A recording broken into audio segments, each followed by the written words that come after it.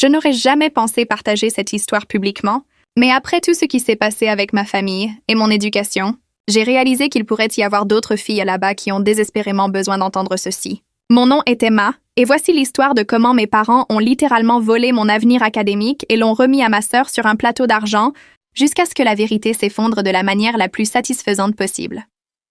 Grandir dans notre foyer signifiait vivre sous une vérité familiale inébranlable. Ma sœur aînée, Jessica, était la brillante. Et moi? Eh bien, j'étais simplement Emma, la déception. Celle qui faisait de son mieux, mais n'était simplement pas faite pour l'académique. Ce que ma famille ne savait pas, c'était que pendant qu'ils étaient occupés à faire des excuses pour la moyenne de 2,1 de Jessica et à célébrer ses notes à peine passables, je construisais silencieusement quelque chose d'extraordinaire dans l'ombre. Tout a commencé pendant ma 2e année de lycée. Je me souviens d'être assise à notre table de cuisine un soir, travaillant sur des problèmes de calcul avancés, quand ma mère Margaret est passée et a laissé échapper un de ses soupirs dramatiques caractéristiques. « Margaret? Emma? Chérie, peut-être devrais-tu considérer des options plus réalistes pour ton avenir. Les collèges communautaires ont de charmants programmes pratiques. Très sensés pour une fille comme toi. » Mon père Robert a ajouté depuis son fauteuil inclinable, sans même lever les yeux de son journal. « Ta sœur Jessica regarde déjà les universités d'État. Un vrai potentiel de bourse avec ses talents naturels. Talents naturals. » C'est ainsi qu'ils appelaient la capacité de Jessica à charmer les professeurs pour obtenir des notes passables qu'elle n'avait pas réellement méritées.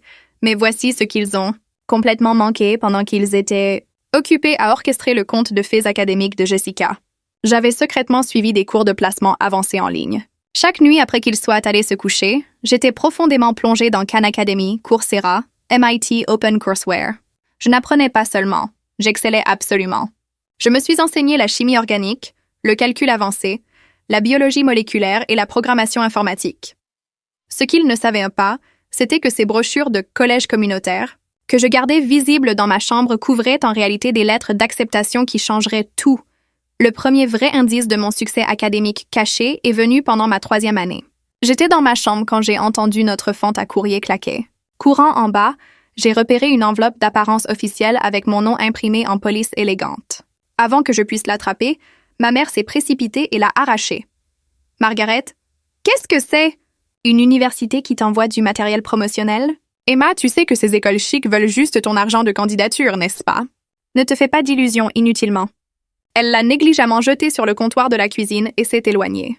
Dès qu'elle est partie, je l'ai attrapée avec des mains tremblantes. Ce n'était pas du matériel promotionnel du tout. C'était une lettre personnalisée du bureau des admissions de l'université Stanford, me félicitant pour mon score parfait à leur examen de placement avancé et m'invitant formellement à postuler pour leur programme d'admission précoce. Cette nuit-là, j'ai pris une décision qui changerait ma vie. J'ai secrètement ouvert une boîte postale de l'autre côté de la ville. Chaque pièce de correspondance académique, chaque score de test, chaque lettre d'université, chaque opportunité de bourse irait là-bas à partir de maintenant. Ma famille ne pouvait pas intercepter ce qu'elle ne savait pas qui existait. Les insultes désinvoltes et les rejets ont continué impitoyablement tout au long de ma dernière année. Pendant la fête de remise de diplôme de lycée de Jessica, où elle s'en est à peine sortie avec sa moyenne de 2,1, ma tante, Sarah, m'a prise à part pour une de ces conversations utiles. Sarah, ne t'inquiète pas pour ça. Emma, tout le monde n'est pas fait pour l'enseignement supérieur, chérie. Ta sœur Jessica est clairement l'érudite de cette famille. Peut-être pourrais-tu faire quelque chose de pratique avec tes mains? J'ai entendu dire que l'école de cosmétologie a d'excellents taux de placement. J'ai souri poliment et hoché la tête. Mais à l'intérieur, je pensais à l'email que j'avais reçu ce matin-là même. Le comité d'admission du MIT voulait programmer un entretien personnel avec moi. Avec moi, la supposée idiote? De la famille. Le point de rupture est arrivé en février pendant ce que ma famille avait surnommé le mois des décisions universitaires. Jessica avait postulé à exactement 3 universités d'État médiocres et attendait anxieusement les réponses. Mes parents avaient transformé notre salle à manger en sanctuaire dédié à son succès potentiel. Des brochures universitaires brillantes éparpillées partout. Des demandes de bourse empilées haut, même un calendrier de compte à rebours marquant le jour de décision. J'étais assise à cette même table de salle à manger, prétendant naviguer sur les sites web de collèges communautaires sur mon ordinateur portable, quand mon téléphone a soudainement vibré. L'identification de l'appelant m'a fait arrêter le cœur complètement. Bureau des admissions de l'université Johns Hopkins. Je me suis rapidement excusée pour prendre l'appel dans notre salle de bain, le seul endroit où je pouvais garantir la confidentialité. Doyenne Margaret Williams. Emma, c'est la doyenne Margaret Williams de l'Université Johns Hopkins. Je t'appelle personnellement parce que ta candidature était simplement extraordinaire. Nous aimerions t'offrir non seulement l'admission, mais notre bourse présidentielle, une bourse complète d'une valeur de 280 000 $ sur 4 ans, plus un stipendium de recherche annuel supplémentaire de 5 000 $. J'ai dû m'agripper au comptoir de la salle de bain pour ne pas m'effondrer. Pendant que ma famille était en bas discutant frénétiquement de savoir si Jessica pourrait à peine entrer à l'université d'État avec sa moyenne de 2,1, on m'offrait près de 300 000 pour assister à l'une des universités les plus prestigieuses du monde, doyenne Williams. Il y a encore plus. Emma. Basée sur ta proposition de recherche en biochimie, nous t'offrons aussi une position garantie dans notre programme de doctorat à la fin de ton diplôme de premier cycle. Entièrement financé, naturellement. J'ai raccroché le téléphone et me suis regardée dans le miroir. La déception. Familial venait de recevoir une offre de voyage, gratuit à Johns Hopkins avec un chemin garanti vers un doctorat. Mais ce qui s'est passé quand je suis revenue dans cette salle à manger testerait tout ce que je pensais savoir sur ma propre famille. Quand je suis revenue dans la salle à manger, Jessica sanglotait dramatiquement. Elle venait de recevoir sa première lettre de refus de l'université d'État la moins bien classée à laquelle elle avait postulé. Mes parents étaient immédiatement passés en mode contrôle des dégâts complet. Margaret, c'est parfaitement bien, chérie. Cette école ne reconnaît évidemment pas le vrai talent quand elle le voit. Nous trouverons autre chose, ne t'inquiète pas. Mon père tapait déjà frénétiquement sur son ordinateur portable. Robert. Je recherche des collèges communautaires avec des programmes de transfert. Peut-être qu'Emma peut te donner quelques conseils d'initié. Elle les étudie extensivement récemment. S'il savait seulement que pendant qu'il se débattait désespérément pour trouver n'importe quel plan de secours pour Jessica, j'avais des lettres d'acceptation de 7 universités Ivy League différentes qui m'attendaient dans ma boîte postale secrète. Les semaines suivantes sont devenues une torture absolue. Chaque jour apportait de nouveaux refus pour Jessica et de nouvelles acceptations pour moi. Harvard a appelé personnellement pour offrir leur prestigieuse bourse du doyen. Yale a offert leur bourse de recherche scientifique exclusive. Princeton me voulait pour leur programme prémédical accéléré avec financement complet. Et chaque soir, je m'asseyais à travers les dîners familiaux écoutant mes parents rassurer Jessica qu'elle était trop exceptionnelle pour les écoles qu'il avait rejetées, tout en me rappelant simultanément que je devrais rester réaliste et les pieds sur terre, concernant mes propres perspectives d'avenir. Le moment le plus cruel est arrivé en mars quand Jessica a finalement reçu une acceptation à un petit collège régional sans argent de bourse attaché. Les frais de scolarité étaient de 45 000 $ par an. Mes parents étaient absolument extatiques, comme si elle avait été acceptée à Harvard. Robert. Nous ferons que ça marche d'une manière ou d'une autre. Nous avons économisé pour l'éducation des 2 filles, mais l'opportunité de Jessica est bien trop importante pour la laisser passer. Emma, tu comprends, n'est-ce pas? Le collège communautaire est tellement plus abordable. Et honnêtement, c'est probablement un bien meilleur choix pour ton niveau académique. Ma mère a hoché la tête avec enthousiasme en accord. Margaret. De plus, tu peux vivre à la maison et aider à soutenir l'éducation de Jessica avec un travail à temps partiel. Chaque petit beat aide quand tu soutiens une vraie érudite. Cette nuit-là, j'ai vérifié ma boîte postale une dernière fois. 17 lettres d'acceptation. 12 offres de bourse complètes. 3 écoles m'offraient en fait de me payer de l'argent pour assister. Et mes parents voulaient que je saute complètement l'université.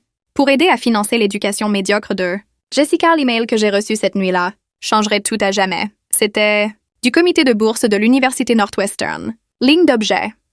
Prix de bourse présidentielle, décision finale. Je l'ai ouvert avec des mains tremblantes dans le parking du bureau de poste. Chère Emma, nous sommes ravis de t'informer que tu as été sélectionnée comme récipiendaire de cette année du prix de bourse présidentielle de l'Université Northwestern, évalué à 150 000 $ sur 4 ans, avec une subvention de recherche supplémentaire de 25 000 $. Je me suis assise dans ma voiture et j'ai pleuré. Pas de tristesse, mais de pure validation accablante. Pendant que ma famille planifiait mes funérailles académiques, les meilleures universités du monde se battirent pour moi. La goutte qui a fait déborder le vase est arrivée un mardi en avril. J'étais dans ma chambre en train d'étudier quand j'ai entendu des cris en colère d'en bas. Courant en bas, j'ai trouvé mes parents tenant une enveloppe ouverte. Une enveloppe qui avait été adressée spécifiquement à moi. Margaret. Emma Elizabeth Chen. Nous sommes heureux de t'informer que tu as été sélectionnée comme récipiendaire de cette année de la bourse complète d'honneur d'État. Évaluée à 120 000 sur 4 ans, le visage de mon père devenait violet de colère. Robert. Qu'est-ce que c'est? Comment as-tu? Quand as-tu? C'est impossible. Margaret. Tu nous as menti. Te faufiler derrière notre dos. Postuler à des écoles auxquelles tu n'as absolument aucun droit même de regarder. As-tu une idée de combien c'est embarrassant? Que vont penser les gens quand ils découvriront que notre fille a vécu dans un pays de fantaisie complet? Jessica est apparue dans l'embrasure de la porte, son visage tordu de pure envie et d'incrédulité. Jessica, ça doit être une sorte d'erreur. Emma peut à peine passer ses cours réguliers. Il n'y a absolument aucun moyen qu'elle soit entrée à Northwestern. Vous voulez savoir ce qui est vraiment embarrassant? Ai-je demandé, marchant calmement vers ma chambre. Laissez-moi vous montrer exactement à quoi ressemble l'embarrassant. Je suis revenue portant un épais dossier Manila que j'avais gardé caché sous mon matelas. Avec des mains parfaitement stables, j'ai commencé à poser des documents sur notre table de cuisine, comme si je distribuais des cartes à jouer. Emma, Université Harvard. Bourse complète plus stipende de recherche. Valeur totale, 350 000. La bouche de ma mère s'est ouverte complètement. Emma, Université Yale. Bourse de liste du doyen avec placement garanti en école supérieure. Valeur 285 000. Mon père a commencé à atteindre désespérément les lettres, mais j'ai calmement les ai retirées de sa portée. Emma, MIT, bourse présidentielle avec position de recherche en laboratoire. Il me paie en fait 15 000 $ par an pour assister. Stanford, Princeton, Johns Hopkins. J'ai continué à poser des lettres d'acceptation méthodiquement. 17 écoles au total, maman.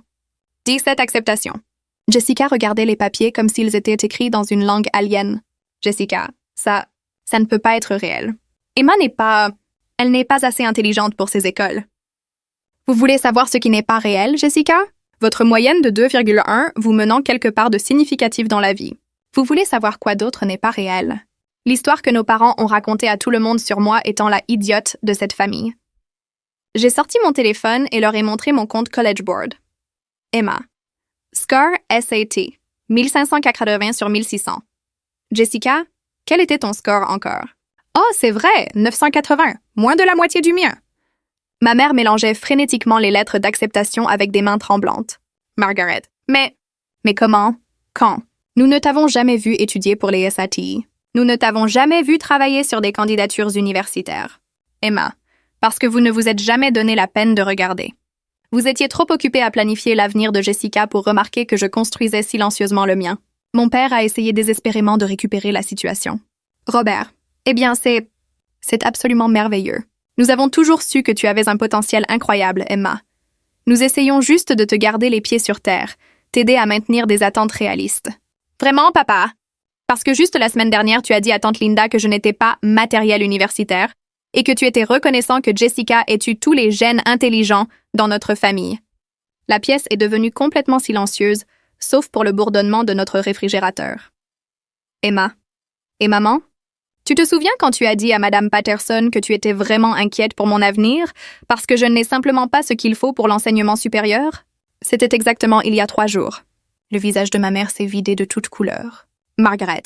Emma, nous étions juste. Emma, vous étiez juste quoi exactement? Me protéger de la déception? Parce que voici la chose. La seule vraie déception dans cette pièce est le fait que mes propres parents ont si peu cru en moi qu'ils ne se sont jamais donné la peine de voir qui je suis vraiment. Mais le vrai choc arrivait encore, et cela briserait tout ce qu'ils pensèrent savoir.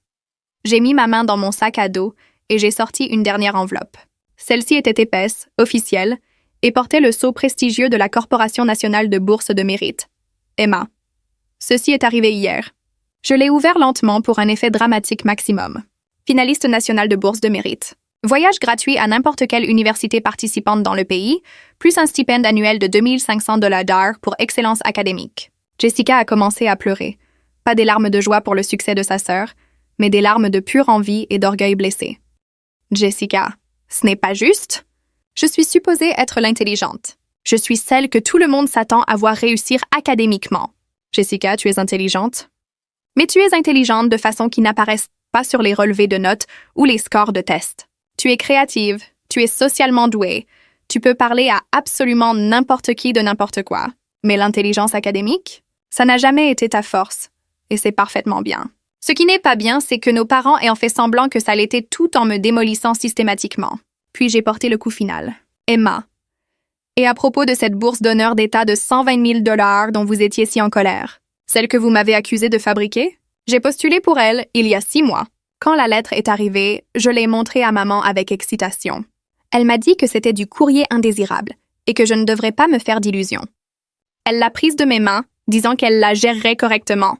Je ne l'ai plus jamais revu jusqu'à aujourd'hui. La réalisation les a frappés comme un coup physique. Ils avaient caché ma lettre de bourse et prévoyaient de transférer d'une manière ou d'une autre mon accomplissement à Jessica. Emma. Vous n'avez pas seulement rejeté mes rêves. Vous avez activement essayé de voler mon avenir et de le donner à elle. La réaction s'est déroulée en étapes prévisibles. D'abord est venue l'incrédulité désespérée. Tante Sarah, ces lettres ne peuvent pas être réelles, a-t-elle chuchoté, examinant frénétiquement chaque enveloppe. Puis est venu le choc. Oncle Tom s'est effondré dans une chaise comme si ses jambes avaient lâché complètement. Puis la panique. Les yeux de mon père se sont dirigés vers la porte comme si une voie d'évacuation pourrait d'une manière ou d'une autre réparer cette situation. Finalement, sont venus les mensonges pathétiques. Margaret. Nous avons toujours cru en toi complètement. Tout cela était de la psychologie inverse. Nous te motivions juste à atteindre ton plein potentiel. Robert. Nous sommes incroyablement fiers. Nous avons toujours su que tu étais spéciale, Emma. C'est juste une merveilleuse surprise, c'est tout. Vous n'avez plus besoin de mentir, ai-je dit calmement. Et vous n'avez pas besoin de soudainement prétendre que vous avez cru en moi. Ce que vous devez comprendre, c'est que j'établis des limites maintenant. J'ai regardé directement Jessica, dont le mascara coulait sur ses joues. Emma. Jess, j'espère sincèrement que tu trouveras quelque chose qui est vraiment ta passion. Tu as toujours été incroyable avec les gens. Tu as des dons que je n'ai pas. Elle a reniflé et a réussi un petit hochement de tête. Jessica. Je suis désolée, Emma. J'étais si jalouse, mais je suis fière de toi. Ces mots signifiaient de plus pour moi que n'importe quelle lettre d'acceptation n'aurait jamais pu. Les semaines suivant ma révélation ont été une classe de maître en contrôle des dégâts parentaux. Mes parents sont soudainement devenus mes partisans les plus enthousiastes, racontant à quiconque voulait écouter à propos de leur fille brillante Emma, et comment ils l'avaient toujours poussée à exceller académiquement. Mais j'avais appris quelque chose de crucial sur l'établissement de limites saines. Margaret, Emma, chérie, allons faire du shopping pour les fournitures de dortoir. Nous pouvons choisir de belles choses pour ta chambre Stanford. Emma, merci maman, mais j'ai déjà pris des arrangements. Stanford a un excellent programme de soutien pour les boursiers présidentiels entrants. Je n'aurai pas besoin de votre assistance. Robert, nous devrions appeler Princeton demain. Nous pouvons expliquer combien nous sommes fiers? Emma. Vous n'avez pas besoin d'expliquer quoi que ce soit à qui que ce soit. Ils me connaissent déjà assez bien. Voici mes limites à l'avenir. Je vais assister à Princeton à l'automne en utilisant ma bourse présidentielle. Je ne vais pas travailler pour payer l'éducation de Jessica. Je déménage la semaine prochaine pour me préparer au programme de recherche d'été. Et j'ai besoin d'espace pour reconstruire la confiance avec cette famille. Quand j'ai choisi Princeton par-dessus toutes mes autres options incroyables, ça s'est senti comme entrer dans une vie que j'avais écrite en secret pendant des années, finalement prête à être vécue à haute voix. Déménager à Princeton était comme entrer dans un rêve que je n'avais pas osé imaginer complètement. Le campus en été sentait la possibilité et les nouveaux commencements. Mon couloir de dortoir était rempli d'esprits brillants du monde entier. Et ma colocataire Margaret, oui, le même nom que ma mère, ce qui s'est senti comme une ironie cosmique, est arrivée portant un étui à violon et une véritable excitation à propos de mon article Forbes Margaret, colocataire. Tu es Emma. J'ai lu à propos de ton application de tutorat dans Forbes 30 Under 30. C'était un travail absolument incroyable. J'ai ri, encore étonnée par mon propre succès. Emma. Je ne peux toujours pas croire qu'il m'ait en présenté. Je n'ai que 19 ans. Margaret. Ils reconnaissent le vrai talent quand ils le voient. L'université est devenue tout ce que j'avais rêvé qu'elle serait. J'ai rejoint une équipe de recherche dans le laboratoire de technologie éducative, développant des algorithmes d'apprentissage adaptatif. Je codais tard dans la nuit sous ma lampe de bureau, le campus silencieux mais bourdonnant d'énergie intellectuelle. J'ai publié mon premier article de recherche en 3e année dans le Journal of Learning Sciences. Quand l'email d'acceptation est arrivé, je mangeais des céréales dans la salle à manger et j'ai ri si fort que les gens m'ont regardé. En dernière année, je donnais des présentations qui incluaient une photographie de notre vieille table de cuisine où j'avais l'habitude d'étudier seule à minuit. Le bois était marqué par des années d'utilisation, marqué par des anneaux d'eau de innombrables tasses de thé froid. J'ai dit aux audiences, j'ai appris que la valeur académique n'est pas définie par le doute familial. Elle est définie par les heures silencieuses que personne ne voit et les moments forts quand vous réclamez finalement votre espace. J'ai obtenu mon diplôme summa cum laude, Phi Beta Kappa, avec une offre de doctorat entièrement financée du MIT qui m'attendait. La cérémonie de remise de diplôme s'est tenue sous un ciel bleu brillant, des milliers de toques noires bougeant comme une vague synchronisée dans la brise douce. Une semaine après la remise de diplôme, j'ai reçu 2 offres incroyables. Un poste de recherche à 6 chiffres dans une firme prestigieuse de technologie éducative à Boston et le programme de doctorat entièrement financé au MIT avec un généreux stipend de vie. J'ai choisi le doctorat sans hésitation. Ça s'est senti comme entrer dans la vie que j'avais écrite dans les marges pendant des années, finalement claire et lisible. Déménager. À Cambridge, c'est senti comme rentrer à la maison dans un endroit où je n'avais jamais été. J'ai installé mon nouveau bureau avec une tasse de café qui disait « Dr. Emma ». Prématuré mais motivant. Et cette vieille photographie de moi debout devant le grand dôme du MIT lors de ma visite du campus, âgée de 18 ans et terrifiée mais déterminée. Pendant mon premier semestre, notre équipe de recherche a sécurisé une subvention fédérale de 500 000 $ pour piloter notre système de planification de tutorat nationalement. Les nouvelles sont arrivées dans un email décontracté avec une pièce jointe PDF et je me suis juste assise sur le sol de mon appartement, souriant comme une idiote, sentant la justesse absolue de cela dans mes os. 2 ans dans mon programme de doctorat, Forbes a publié un article de suivi sur notre impact mis à l'échelle en technologie éducative. Ma boîte de réception s'est remplie de messages de filles dans de petites villes à travers le pays. Ma famille pense que je ne peux pas le faire, mais tu leur as prouvé qu'ils avaient tort. Merci de me montrer que c'est possible. Jessica a finalement trouvé son chemin aussi. Elle est retournée à l'école à temps partiel pour la gestion d'événements et a découvert qu'elle avait un don naturel pour planifier des conférences et des retraites d'entreprise. Elle prospère vraiment maintenant. Et quand nous parlons, ce que nous faisons régulièrement, c'est honnête et de soutien. Mes parents ont assisté à ma présentation de recherche du MIT pendant ma 3e année. Ils se sont tenus maladroitement devant mon poster, étudiant des graphiques qui représentaient des années de travail qu'ils n'avaient jamais cru que j'étais capable de faire. Nous avons pris une photo ensemble après. Je ne l'ai pas postée sur les réseaux sociaux. Ça s'est senti comme quelque chose de privé et fragile, qui valait la peine d'être protégé. Parfois, tard la nuit dans mon laboratoire du MIT, je pense encore à cette table de cuisine. J'imagine l'arc-en-ciel de surligneurs alignés comme de petits soldats, le thé froid, les lettres de bourse imprimées sur notre ancienne imprimante bégayante. Je pense au visage de ma mère le jour où j'ai posé ces lettres d'acceptation comme des preuves dans un procès, regardant l'incrédulité se transformer en choc, puis panique, puis mensonge désespéré, et finalement, lentement, à contre-cœur, en quelque chose ressemblant au respect. Si vous écoutez ceci et que votre famille vous appelle l'idiote, s'ils vous disent de vous contenter de moins, de rétrécir vos rêves pour s'adapter à leur vision limitée, j'ai besoin que vous sachiez quelque chose de crucial. Votre avenir n'est pas une torche qu'ils passent à votre frère ou sœur plus favorisé. C'est un feu que vous construisez dans l'obscurité de votre propre détermination. Vous pouvez étudier quand tous les autres dorment. Vous pouvez imprimer des lettres d'acceptation sur des imprimantes cassées et les tenir contre votre poitrine comme preuve de votre propre valeur.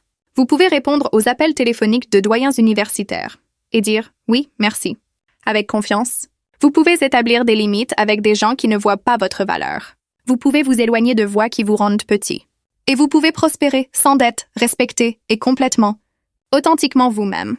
Mais ce que ma famille ne savait pas, c'était que j'avais déjà été acceptée dans la vie que je voulais, bien avant d'avoir jamais trouvé le courage de le leur dire à haute voix. La fille qu'ils ont rejetée comme « pas matériel universitaire » est devenue Dr. Emma Chen et je n'ai jamais été plus fière de ce voyage. Votre valeur n'est pas déterminée par qui croit en vous. Elle est déterminée par votre volonté de croire en vous-même, même quand vous êtes la seule à le faire. Croyez-moi, c'est plus que suffisant pour changer votre monde entier.